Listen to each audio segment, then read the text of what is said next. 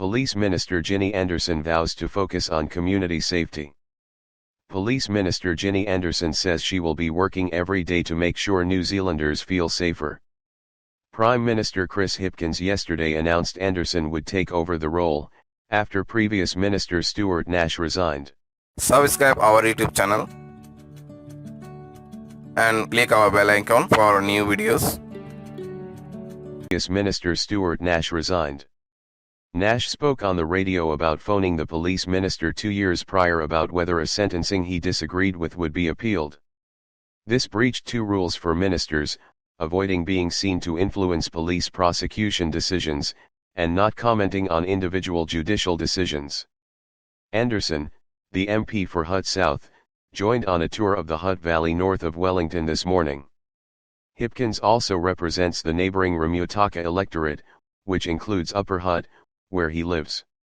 Speaking to media for the first time since she took on her new role, she said she knew it was a big job, but she was familiar with the organisation and was committed to doing a good job.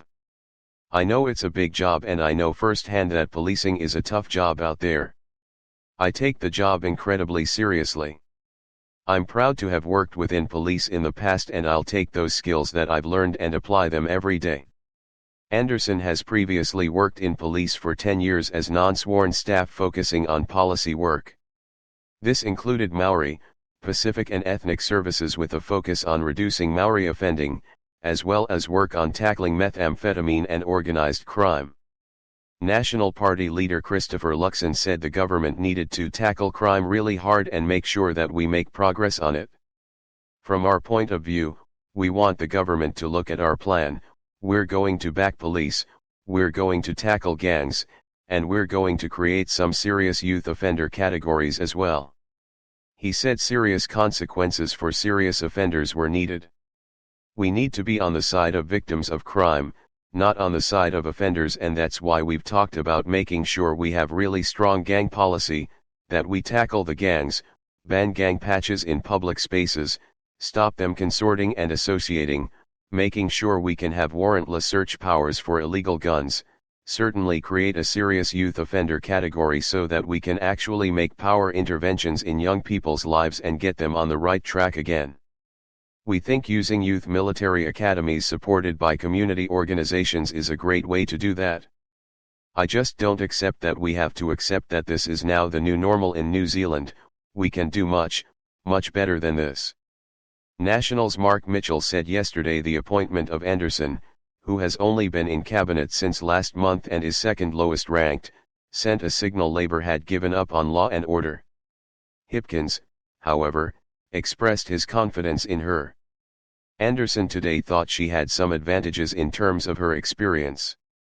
"I think having a good understanding of the mechanics of how the police work, and also knowing what it's like for those men and women who put themselves on the front line each day." She said there was a political narrative going on in law and order at the moment, and she wanted to have the conversation with other parties about what could be done to help improve community safety. She made clear, however, her main priority was improving community safety, making sure New Zealanders felt safe, and within that would focus on targeting retail crime and youth offending. Part of that would be making sure police were available on the front line and responding. "My single focus will be improving community safety. I want New Zealanders to feel safe," she said. "I think we need to continue seeing reductions that we've seen in retail crime, and I'll be working closely with police to make sure we continue to do that." She said she had been encouraged by her meetings with retailers and shop owners, and the rollout of fog cannons was progressing incredibly well, although more work in that area was needed. She was happy with the progress on the fog cannon rollout. "We've had over 500 applications through already. They're done in a short period of time, so the way it works is they're issued a voucher immediately within 15 minutes online, and once they have that voucher there are 18 providers working across the country to install it." She was also keen on targeting organized crime and gang activity, which she also had experience with, she said, and targeting dealers rather than users would have a greater effect on methamphetamine supply. Asked about maintaining independence from police, She said she had Police Commissioner Andrew Coster's phone number and called him the commissioner, and would maintain a professional working relationship. They issued a voucher immediately within 15 minutes online, and once they have that voucher there are 18 providers working across the country to install it. She was also keen on targeting organized crime and gang activity, which she also had experience with, she said, and targeting dealers rather than users would have a greater effect on methamphetamine supply. Asked about maintaining independence from police, she said she had Police Commissioner Andrew Coster's phone number and called him the commissioner, and would maintain a professional working relationship.